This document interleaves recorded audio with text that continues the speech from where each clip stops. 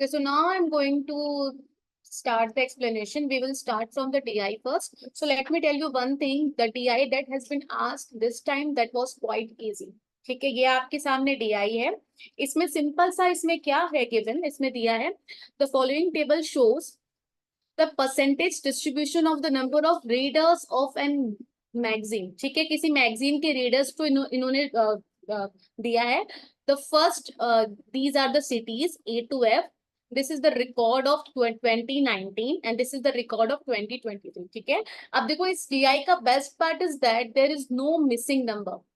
Last time जो DI पूछी गई थी वहां पे मिसिंग नंबर था. ठीक है, उस वो थोड़ा थोड़ा टफ हो जाता है. ठीक, बस but this one is quite easy. So just try to solve this one. The first question is, if the number of readers from city D in the year 19 and 2023 वो इतना इतना. अब देखो क्या सिंपल सा दिया है, आपको दिया है D का 19 में कितने थे एंड 23 में कितने थे, दैट इज 77, 400 एंड 11400. ठीक है, respectively. Then what is the difference between the number of readers from city F in the year 19 and that is 23. अब देखो सिंपल सा आपने ये करना है DI में. इसमें आपको एक सिटी का दिया हुआ है, सिटी D का. ठीक है, 19 का रिकॉर्ड, 23 का रिकॉर्ड. ठीक है, and we know the percentage of D in 19 as well as in 23. Number is given, that is 77,400 and in 23 we have 1,14,400. ठीक है, सॉरी 1,14,000. ठीक है, अब देखो, अब सबसे पहले if this number is given and this is 9%, can we calculate the 100%? अगर ये नंबर 9% है तो हम 100% कैलकुलेट कर सकते हैं. Yes. So for 2019 this will be 77,400 divided by 9 multiplied by 100. Because ये आपका 9% है and we have to calculate 100%, so this will be the way through which we can calculate. You will get the number 8,60,000. ठीक है, ये आपका क्या आ गया, total readers आ गए इन द ईयर 2019. और 2023 में भी we will do the same thing. कितना है हमारा D का प्रोपोर्शन, 10% है, वो कितना एक्चुअल है 1,14,000. ठीक है, multiplied it by 100, you will gate 11,40,000. तो this is the total number. 19 में 23 में इतना था और 19 में the total number is this much. ठीक है, अब सिंपल सा क्वेश्चन हो गया. अब मुझे सिटी F का डिफरेंस निकालना है. F का क्या है यहाँ पे, 26% in 19 and 22% है in 2023. So I just let me clear the screen first. अब देखो 19 में कितनी पॉपुलेशन आई थी मेरी total, 8,60,000. So we will have to find out 26% of 8,60,000. This will be approx 2,23,600. ठीक है, so 23 में हमने कितना कैलकुलेट किया था टोटल पॉपुलेशन, दैट वाज 1,14,000. ठीक है, so we have to calculate 22% of this value. ठीक है, तो वो कितना आएगा आपका 2,50,800. So that's it. We have to find out the difference. Difference will be 27,200. This is the answer. I hope DI आपको समझ में आ रही होगी. Now see the next question.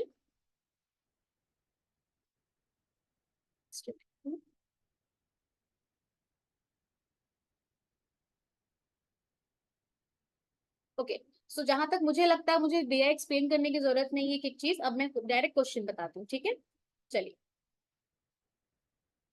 एक सेकंड.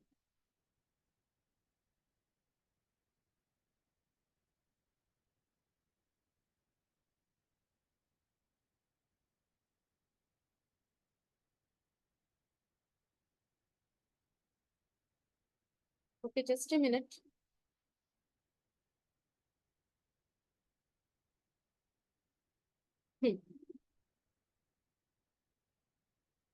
अब देखिए क्वेश्चन क्या बोल रहा है.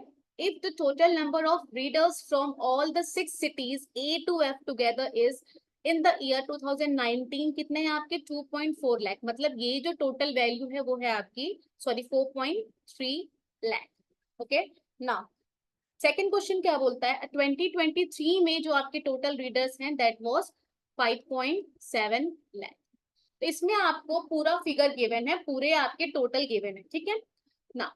Then what was the difference between the total number of readers from city B and city C together in the year 2019 and 23? ठीक है, together means we need to calculate C and B all together for both the years. ठीक है, अब देखो, अब इसको और समझते हैं। अब देखो इसमें सी एंड बी का कंट्रीब्यूशन कितना है, 14% plus 17%।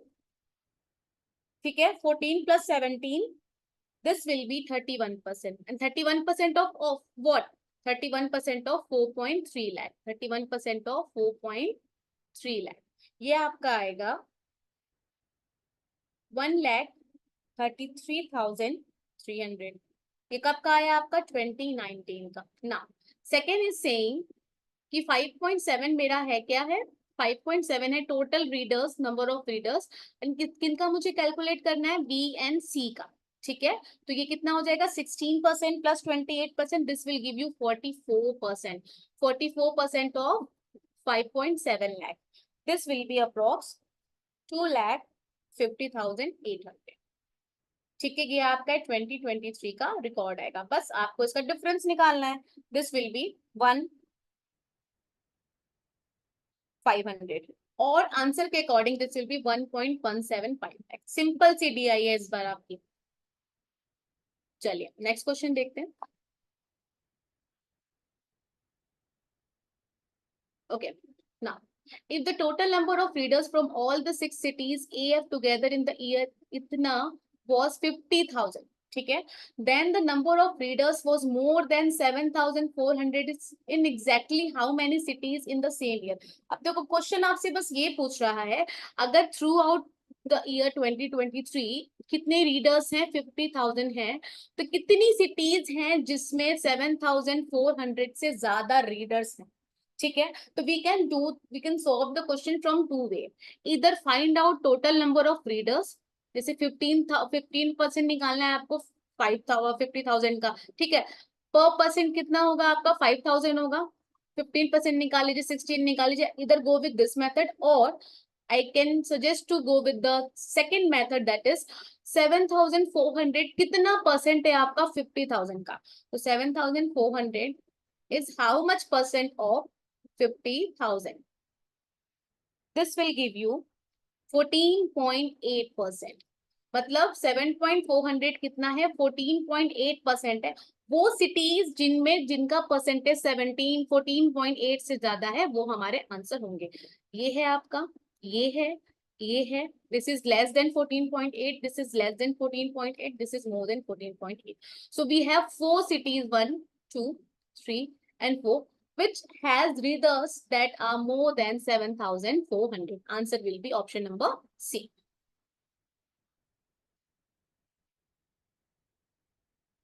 Now, next question is, if the ratio of the number of readers from city A in the year itna to that in itna was 2:5, ठीक है, then what was the ratio of number of readers from all the 6 cities together in the year itna to it? अब देखो कुछ बच्चों की queries थे, ma'am the data is inadequate, that means proper उनके पास data नहीं है। ठीक है, लेकिन इसको एक सिंपल तरीके से हम कर सकते हैं। सपोज करो total is x in the year 19, total population of readers are x, 23 में total population of reader are y। ठीक, अब चाहते हैं हम क्वेश्चन पे। क्वेश्चन क्या बोल रहा है कि city A in the year 19 to date 23 is 2:5। अब सिटी ए में जो रेशियो है वो किसके बराबर है, सिटी ए का जो रेशियो है 2019 का और 2023 का, that is equal to 2:5। 2:5 of what, ratio of readers. अब देखो इसको हम किस तरीके से सॉल्व करेंगे। In 2019 the total percentage of city A is 10% of x. टोटल मेरी कितना आ रही है, एक्स टोटल मेरा रीडर है, नंबर ऑफ रीडर्स। रेसिप्रोकल हम क्या लिखेंगे उसके नीचे, 15% ऑफ वाई। टोटल पॉपुलेशन मेरी 15% है 23 में, अब उसको हम लिख दे रहे हैं y। मतलब x का 10% a का है रीडर, y का 15% b a का है रीडर 2023 में। और इसको अगर हम कंपेयर करेंगे we will come to the ratio of 2:5। बस सिंपल सा रेशियो का क्वेश्चन है, सॉल्व करो, परसेंटेज आपका कैंसिल हो जाएगा, 2 times, this will be goes 3 times, ठीक है, 2 got cancel, x by y is equal to 3:5, this is what we want, x population है दोनों आपकी, y population है, and the ratio is 3:5, answer will be 3:5.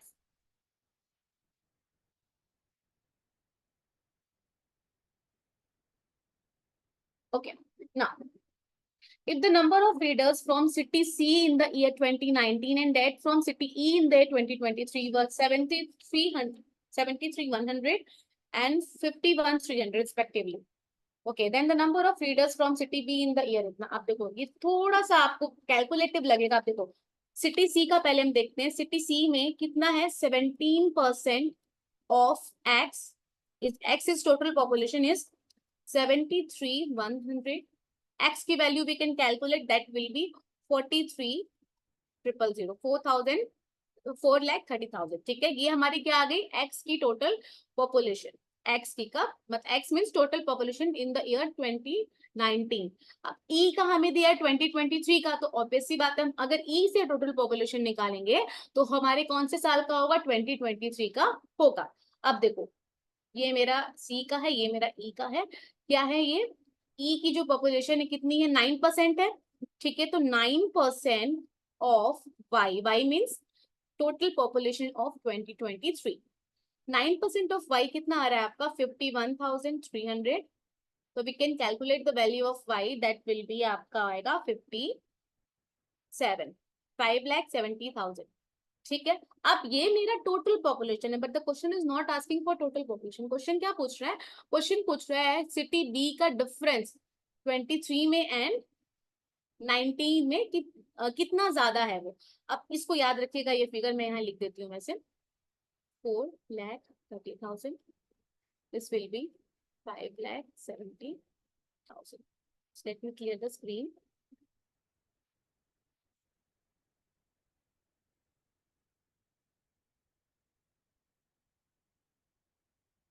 Okay, now अब मुझे calculate क्या करना है, बी का कौन से ईयर में, 19 में, कितना परसेंट है बी का, 14%, 14% of total population, that is 4,30,000, this will come up to 60,200. In the same way, B ka population I have to check out for 2023. That is 16% of this number. 16% of 5,70,000. This will be 91,200. अब देखो, question is asking for then the number of readers from city B in the year 2023 was approximately that's how much percent more than that in 19, मतलब 19 से कितने ज्यादा है, कितने ज्यादा है, डिफरेंस कितना आएगा आपका, डिफरेंस आएगा 31,000 का।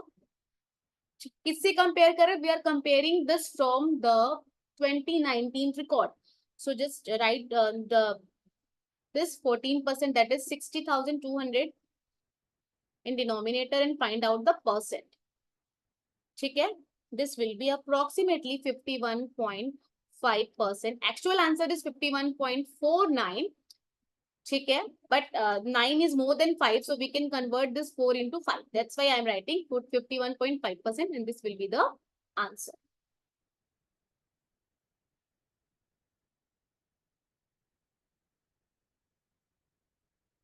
Okay, now ये क्वेश्चन आपका है रिसर्च के टॉपिक से, या आप बात अगर देखो तो ये रिसर्च का भी टॉपिक है और आईसीटी का भी टॉपिक है, we have covered all these in our classes, ठीक है। अब देखो आपको यहाँ पे मैच कराना है, just let me check the question number first, question number 6, ओके, जस्ट अ मिनट ना।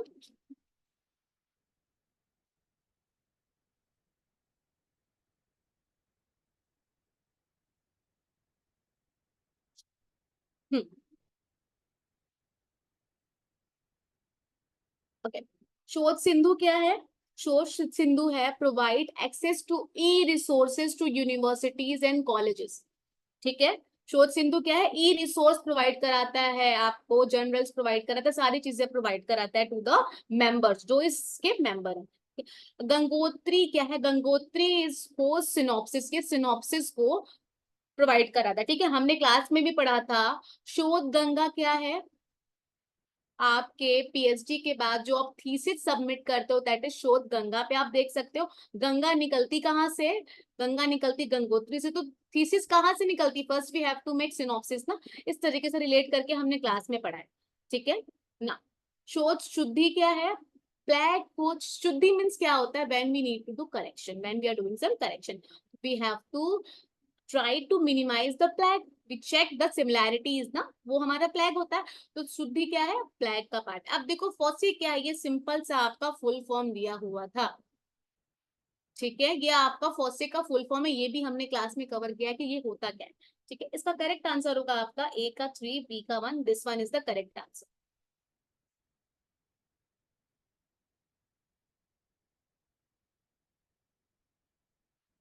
Okay, now the seventh question. Okay, this is question based on boat and stream, ठीक है। देखो speed of a boat in still water is 5 kilometre per hour and the speed of the stream is 1 kilometre per hour, ठीक है। अब देखो question इसमें basically होता क्या है, जैसे हमने ट्रेन में पढ़ा था उसी तरीके से बोट में होता है। डिस्टेंस जो कवर की जाती है वो क्या होती है? अगर आपकी बोट अपस्ट्रीम जाती है, upstream means in opposite direction, मतलब जिस फ्लो में स्ट्रीम है उसके अपोजिट में, ठीक है, उसको अपस्ट्रीम बोलते हैं। और डाउनस्ट्रीम क्या होता है? फ्लो विद द स्ट्रीम, ठीक है। अपस्ट्रीम में क्या होता है? जो बोट की स्पीड होती है we have to minus with the speed of stream. जो बोट की स्पीड होती है उसको हम स्ट्रीम की स्पीड से माइनस करते हैं तो हमारी ये स्पीड आती है। डाउन स्ट्रीम में क्या होता है? जो बोट की स्पीड होती है we need to add the speed of stream, ठीक है। तो ये हमारी एक्चुअल स्पीड होती है, ठीक है। आपने देखा होगा ना, पानी के साथ पानी के फ्लो में चलते हो तो आप जल्दी कहीं पहुंच जाते हो, अपोजिट डायरेक्शन में चलते हो तो it will take some time. Same आपको यहाँ पे दिमाग लगाना था कि अपस्ट्रीम आपको माइनस करनी है स्पीड, डाउन स्ट्रीम स्पीड ज्यादा होगी तो you have two plus the speed. चलो अब क्वेश्चन देखते हैं क्या बोल रहा है। 5 किलोमीटर स्टिल वाटर, मतलब ये बोट की एक्चुअल स्पीड है 5 किलोमीटर और स्ट्रीम की स्पीड है 1/4 kilometre. A man rows to a place and a distance of 24 km, ठीक है, and comes back to the straight point, starting point sorry. उसने यहाँ से शुरू किया, यहाँ गया, फिर वो रिटर्न होके पर्सन यहाँ आ रहा है, ठीक है। Find the total time taken by him. देखो डिस्टेंस तो सेम होगा, that is 24 will be the distance. 24 for round A के लिए। अब अपस्ट्रीम और डाउन स्ट्रीम में जो भी हो, मान के चलते अपस्ट्रीम में फिर डाउन स्ट्रीम है, ठीक है। ए के लिए सपोज मतलब अगर मैं मान के चलूंगी अपस्ट्रीम है, मतलब बोट की speed minus speed of stream plus B है आपका वापस आ रहा है, speed distance will be same 24 kilometre but downstream it is happening ना, तो 5 plus speed of what? Stream. इसको सॉल्व करेंगे, this will be 24/4 plus 24/6, this will be 6, this will be 4, answer will be 10 hour, this will be the answer।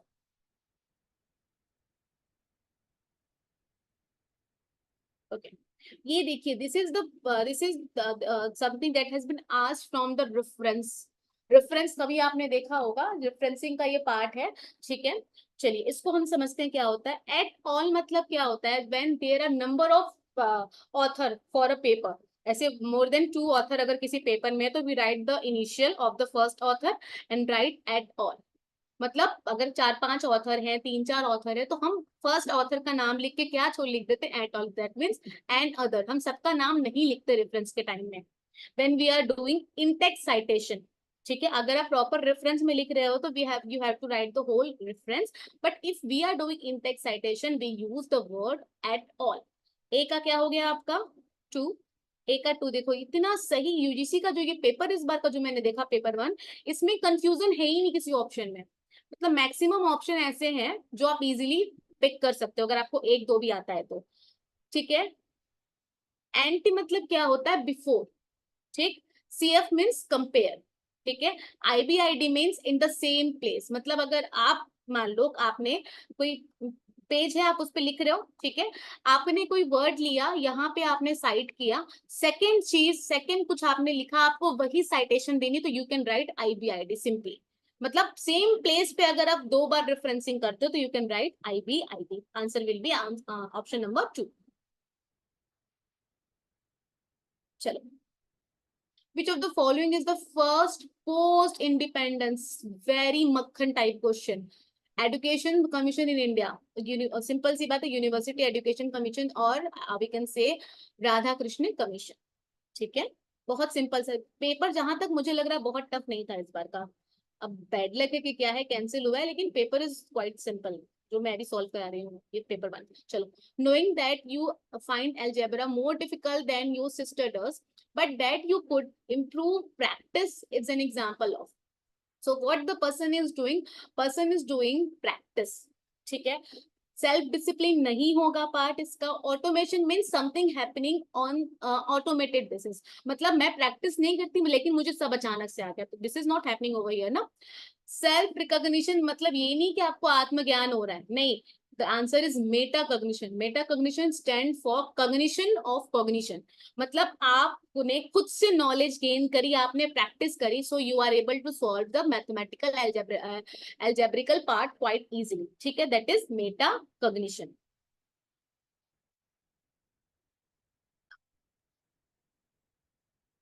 okay, mind to mind communication involves the communication of meaning through। अब देखो, इसमें मैंने बहुत सारी चीजें, इसमें सारा मतलब ऑलमोस्ट सारी चीजें मतलब थी, लेकिन the one thing that for me is sound negative is noise manipulation. ठीक है, so as per my point of view, A B D and E, is there any option A B D and E? Okay, this is D, A, B, D, and let me check now in the PDF. Just wait for a while. Question number is 11.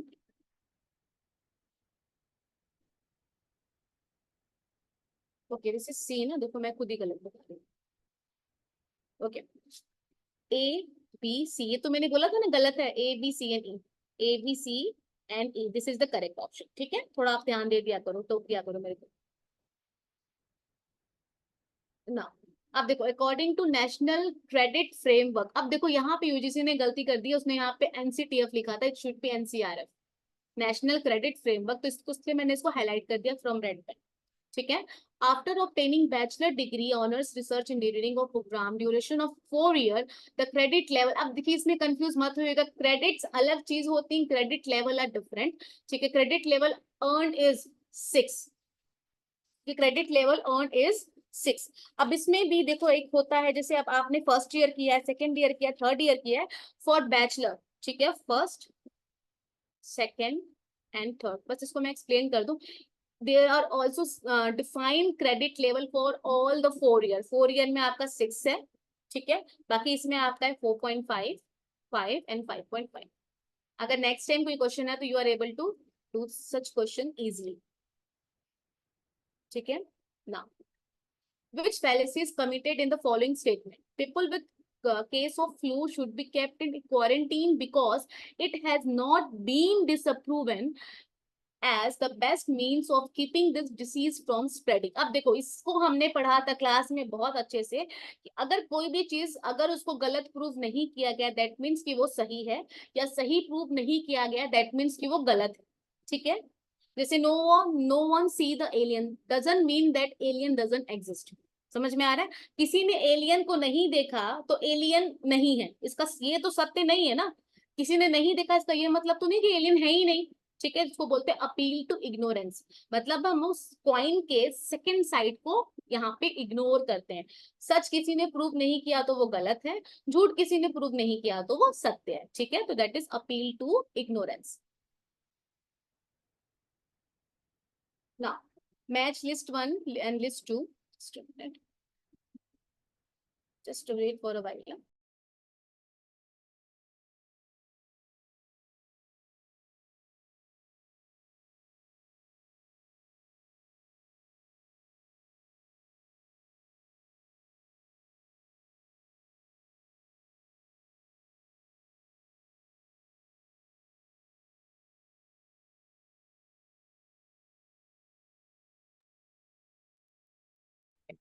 Now, match list 1 to list 2। देखो, इसमें ये थोड़ा सा हम कह सकते हैं out of the box question था, लेकिन जॉन लोकी पे ये क्वेश्चन आपका आ चुका है, एक बार स्ट्रेट फॉरवर्ड पूछा गया था इनके ऊपर क्वेश्चन। ठीक है,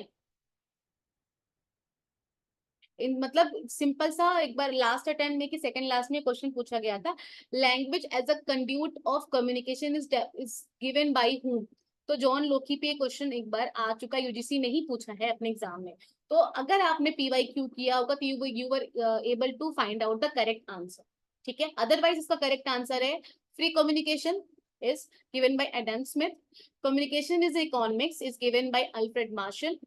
ठीक है, ये हमने पढ़ लिया जॉन लोकी का है। Lines of communication is given by Karl marks.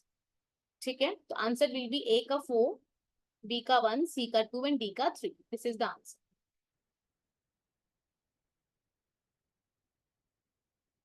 Okay. Now the next question is, which of the following are essential requirement for the formation of photochemical smog?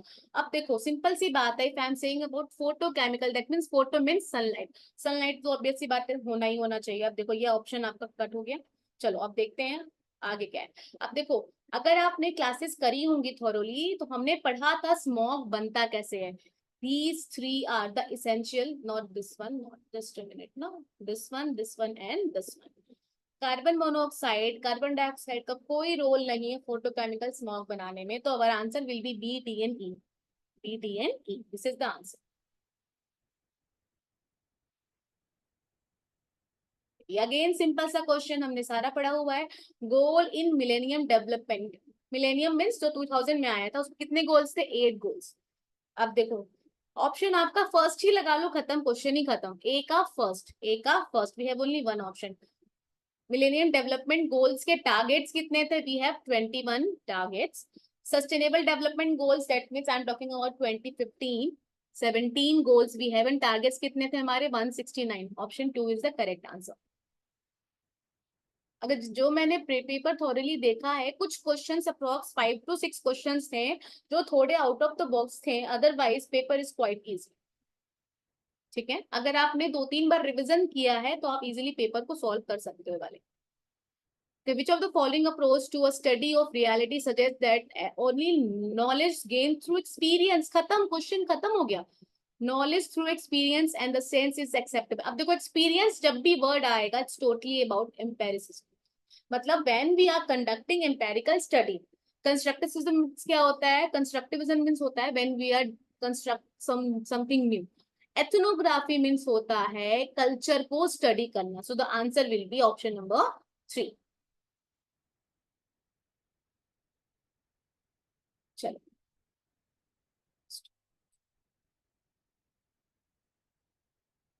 Okay.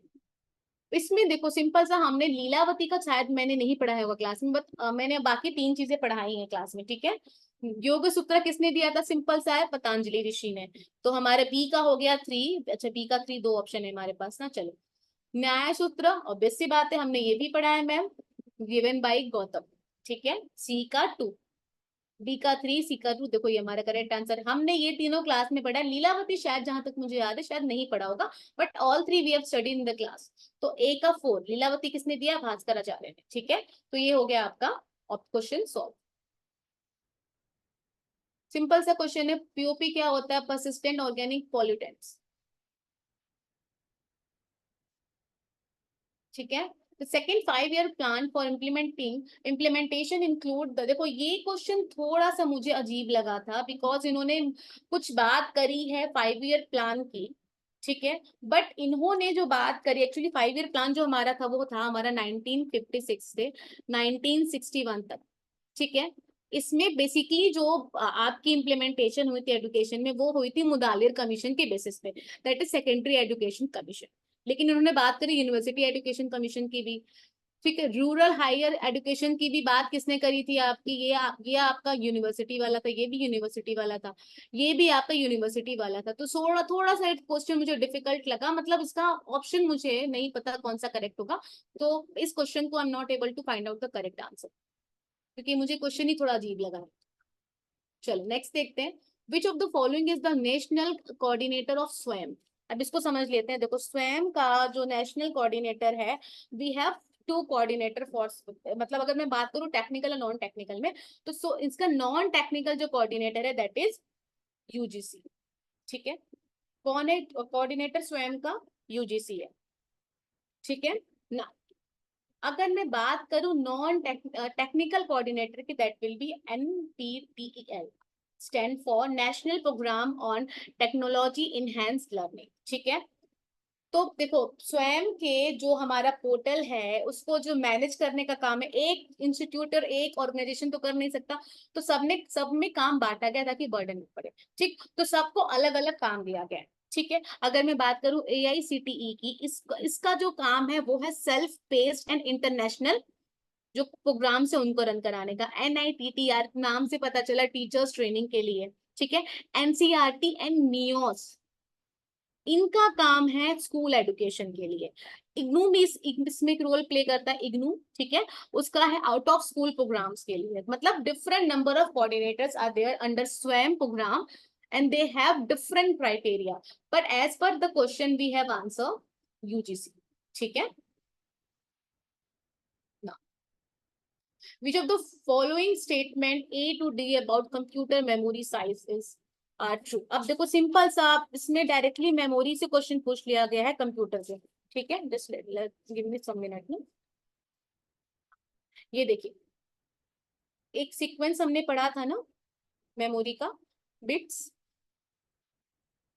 Then nibble, ठीक है, then bytes, और 1024 bytes is equal to 1 KB। ठीक है, 1024 KB is equal to 1 MB and 1024 MB is equal to 1 GB।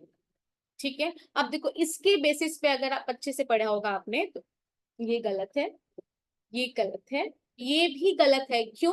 क्योंकि 2 KB में कितने bytes होंगे? 1024 plus 1024, that will B 2048। तो ये कहाँ से छोटा हो गया? ठीक है, ये तो बड़ा होगा ना, एक्चुअल में तो ये 2048 है, तो ये तो बड़ा हो जाएगा। तो correct answer is option C only. अब क्यों, इसको बस थोड़ा सा समझ लो। देखो यहाँ पे बात हो रही है KB की, और यहाँ पे बात हो रही है GB की। सोचो KB, then MB, then GB। GB कितना बड़ा होगा KB से? तो 1 GB में कितने होंगे MB? 1 GB में कितने MB होंगे? 1024। ठीक है, और इसको हम कन्वर्ट करें KB में, this will B 1024 multiplied by 1024। तो ये आपका आएगा इतना KB। आपको 2 निकालना है तो मल्टीप्लाइड बाई 2। देखो 2 GB क्या है आपका? बड़ा है, और जो ये आंसर है ये आपका क्या है? छोटा है। ठीक है, okay, just a minute. Again motor boat वाला क्वेश्चन है, ये भी इजी क्वेश्चन था। A motor boat cover certain distance downstream in 5 hour but 6 hour to return upstream. देखो डाउन स्ट्रीम में कितना है? 5 आवर।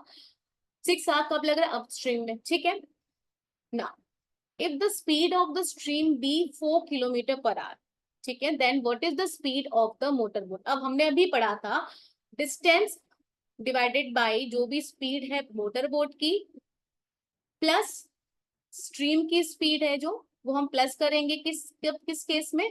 डाउन स्ट्रीम में।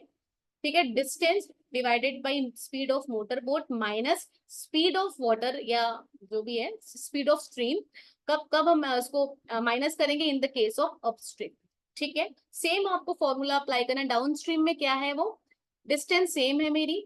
ठीक है, आप x मान लीजिए स्पीड ऑफ बोट, प्लस 4 क्या है मेरी? वाटर की स्पीड है, लिखा ना मैंने स्ट्रीम की speed.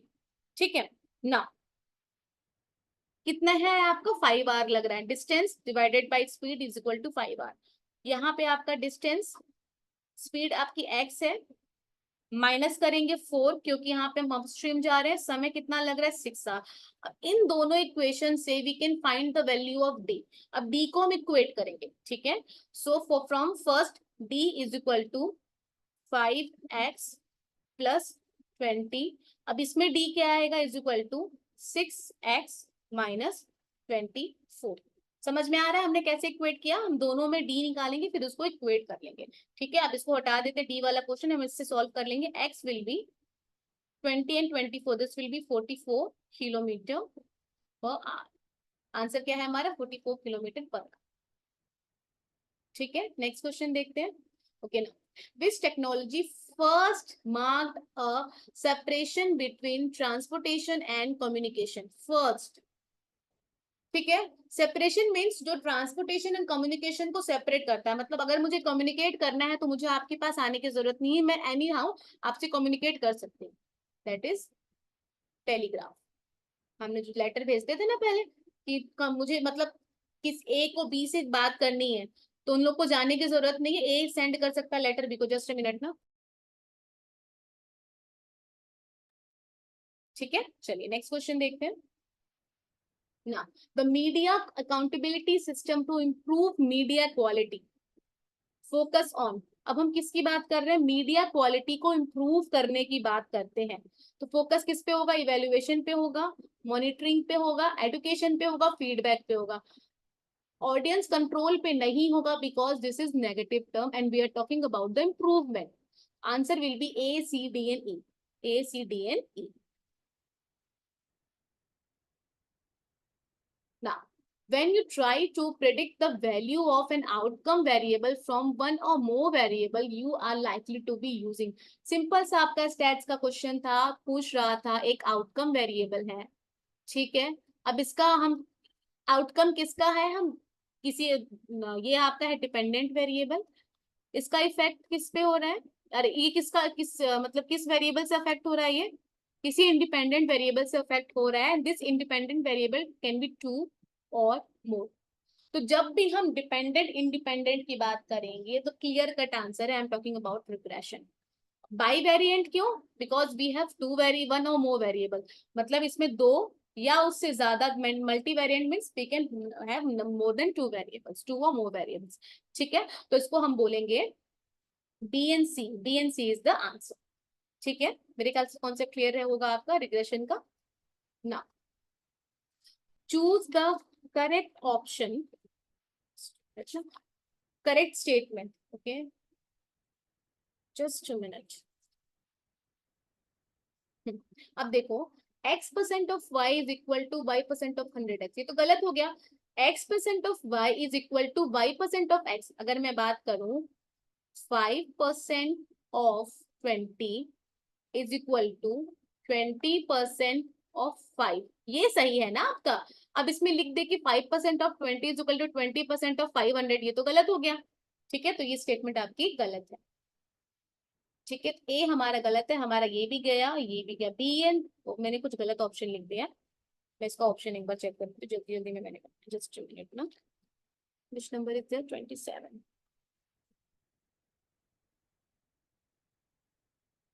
Just B and C C and D. Okay, आप ऑप्शन आपका है B and C and, C and D है। ठीक है, ये डी है आपका, सी एन डी। ओके, तो डोंट गेट कंफ्यूज। अब चलो उसको सॉल्व करते हैं।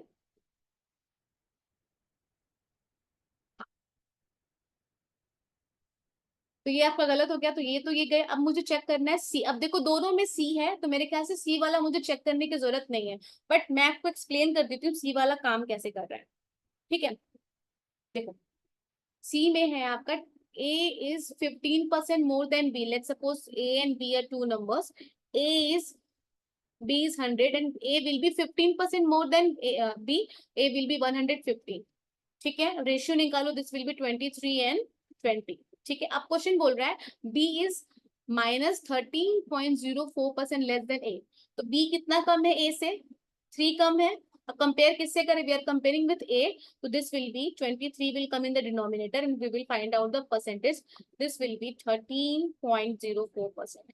समझ में आया लॉजिक क्या है क्वेश्चन का? तो ये तो भाई सी तो करेक्ट है। अब मुझे चेक करना है B and D. B and D में अब मुझे ये बताओ 10% ऑफ 5 एंड 5% ऑफ 10 कितना आएगा?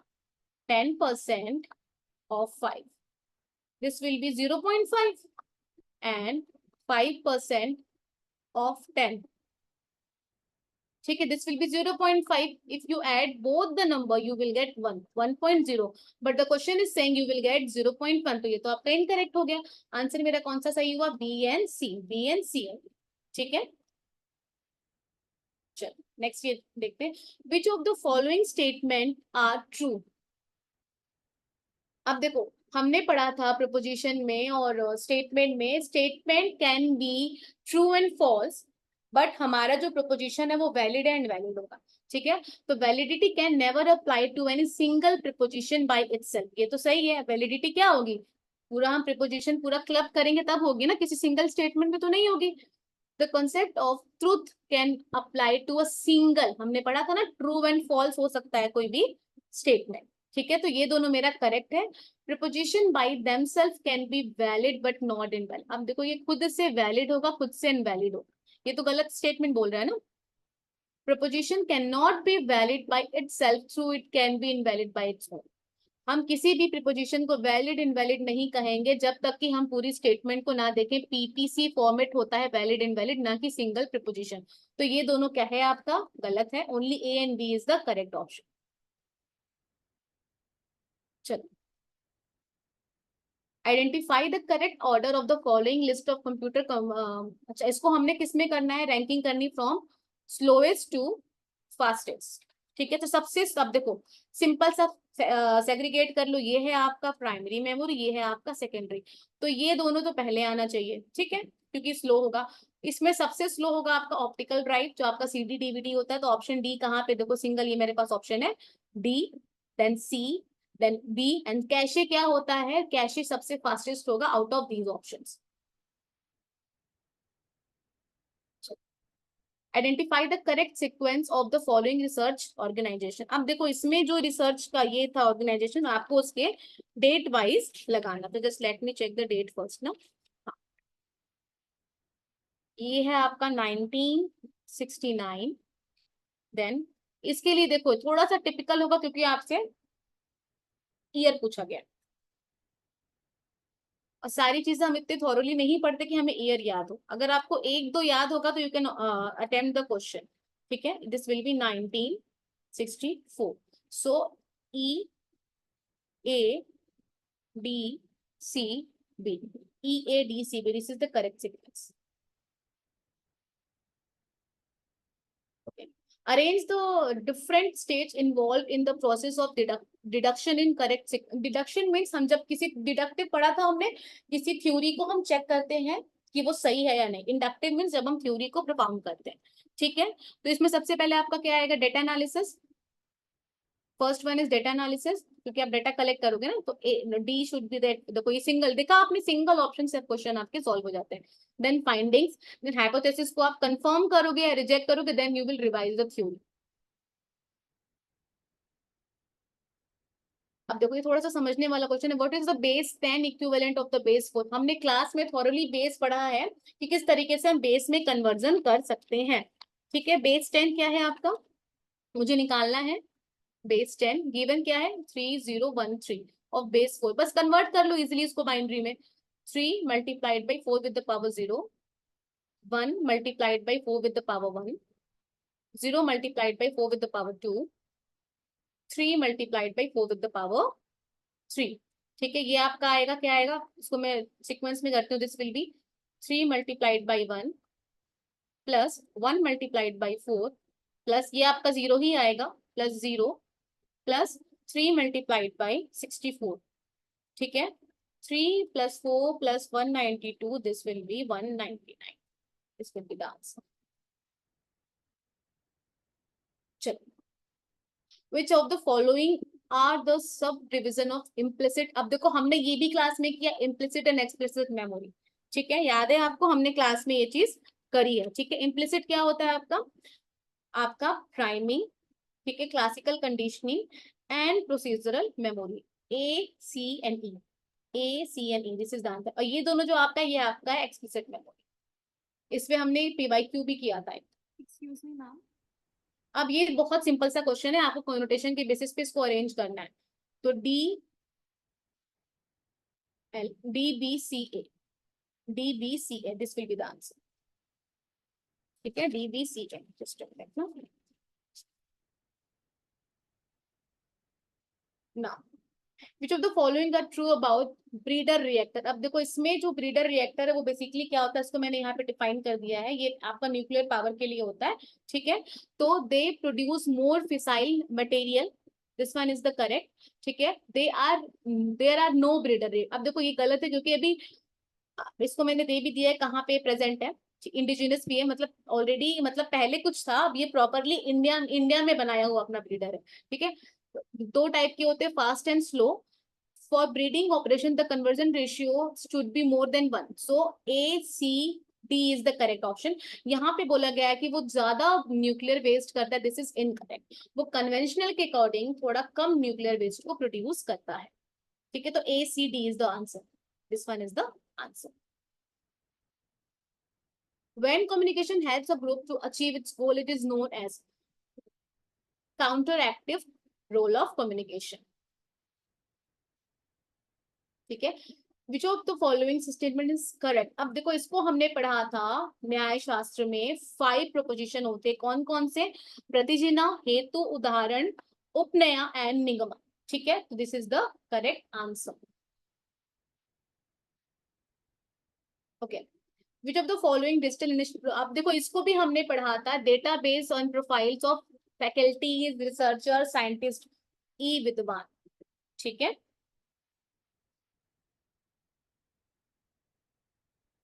सिंपल सा क्वेश्चन अगेन. अगर आप थोड़ा बहुत डिजिटल चीजों को यूज करते हो तो वॉइस ओवर के लिए क्या यूज करेंगे हम? माइक्रोफोन. पिन के लिए नंबर पैड. ठीक है, तो ए का हो गया 3. देखो, एक ही ऑप्शन ही है. देखा कितना इस सब पेपर है, हो जाएगा. जस्ट एनोटेशन में यूज कर लूँ. हाँ, A voice over is that means microphone. ठीक है, तो सिंपल सा हमारे पास आंसर है ए. We have 3.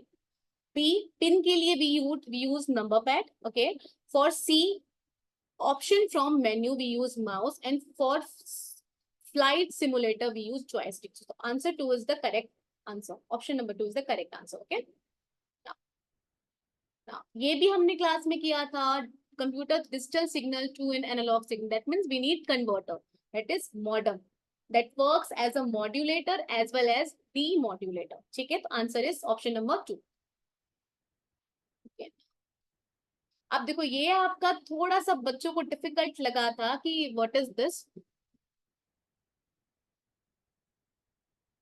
देखो, ये आपको थोड़ा सा लगा था डिफिकल्ट कि फाइंड, ये आपको क्या करना था? कोडिंग करनी थी. ठीक है, अब देखो, इसका मैंने ट्रिक, मुझे आंसर इसका तुरंत कैसे मिला है. अब देखो, सिंपल सा मैंने ये चेक किया. O and O. ठीक है, second last term. So I can find these two in the second last term. That is B and C के लिए we I need 2 option 3 and 4. I am saying about the trick how you can easily find the correct answer. तो मुझे check करना है B and C में 3 and 4 है. अब देखो, this is the only option that has 3 and 4 with B and C. अब मैंने क्रॉस चेक किया कि CLOG AJME, what is happening? -2. G -2 will be E, O -2 will be M. So हाँ, मेरा हो गया कि हाँ, ये आंसर करेक्ट है. तो मतलब मैंने पूरे को सर्च ना करके मैंने सिंपल सा ट्रिक अपनाया. मैंने ओ को चेक किया एंड मैंने इजिली आंसर को फाइंड आउट कर लिया. तो second is the answer. Trick क्या है? -2. ठीक है, दो दो हम पीछे जा रहे हैं. ठीक है, चलो नेक्स्ट क्वेश्चन देखते हैं. Arrange the following fraction in increasing order. अब देखो, इसके लिए we have to find out the value of fraction. ठीक, तो पहले वैल्यू निकाल लेते हैं फ्रैक्शन की. This will be 0.85, 0.846, 0.842 and 19/22 will be 0.863. तो this C, B, A and D, C, B, A and D, this will be the sequence. C, B, A and D, this will be the answer. Okay, ये थोड़ा सा typical था बच्चों के लिए. ठीक है, इसमें बस एक चीज आपको पता, प्लूमो जो है वो आपका रिलेटेड है लंग्स से. ठीक है, ये आपका रिलेटेड है ब्लड से. लेट मी चेक ना वंस.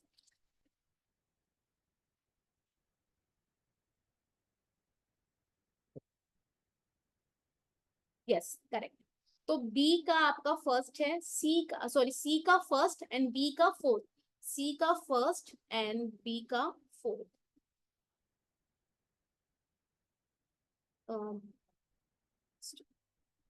रुक जाओ, इसमें करेक्शन करना. फर्स्ट, बी का fourth. Okay, this is the correct answer. ठीक है, ए का हो गया आपका निफ्रोटॉक्स से. आपका रिलेटेड है किससे? ये रिलेटेड है आपका किडनी से. ठीक है, तो this is the correct answer. ये थोड़ा सा आपको टिपिकल लगा होगा क्योंकि क्वाइट ये जो टर्म है वो जार्गन से, जो बहुत टेक्निकल वर्ड्स है. ठीक है, ना which of the following statement is logically equivalent to the statement. अब देखो नो हॉर्स आर फेलाइन, तो ये हमने देखो फेलाइन जो होता है वो फीमेल हॉर्स होती है। वैसे इसको हमने चेक किया था, हम याद है हमने पढ़ा था mediate and intermediate, immediate and mediate किस तरीके से हम निकाल सकते हैं। तो when I am saying no A are B, इससे हम तुरंत निकाल सकते हैं इमीडिएटली कि no B are A, answer will be no felines are horses, this is the correct answer. ठीक है ना। If a research project is set up so that everybody in the population of interest has an equal chance, question खत्म हो गया यहीं पे, that is probability sampling, when the all the samples, all the person has equal chance to get selected as a sample। ठीक है, तो वहां पे कौन सी सैम्पलिंग होगी, probability sampling. And probability sampling में भी विच वन, रैंडम सैम्पलिंग। ठीक है। और बात है यहाँ पे, आपके पास है यहाँ पे पैसेज। ठीक है, तो पैसेज काफी इजी था, ऐसा मुझे इसमें कुछ बताने की जरूरत नहीं है। हाँ बस एक चीज मैं बता दूं, क्योंकि ये थोड़ा सा जो आपका टाइटल पूछता है, तो answer will B holistic health care. Otherwise passage बहुत इजी था, सारे answer you can easily get in the passage itself. ठीक है, बहुत ज्यादा इसमें रीजनिंग या बहुत लॉजिक लगाने की जरूरत नहीं थी।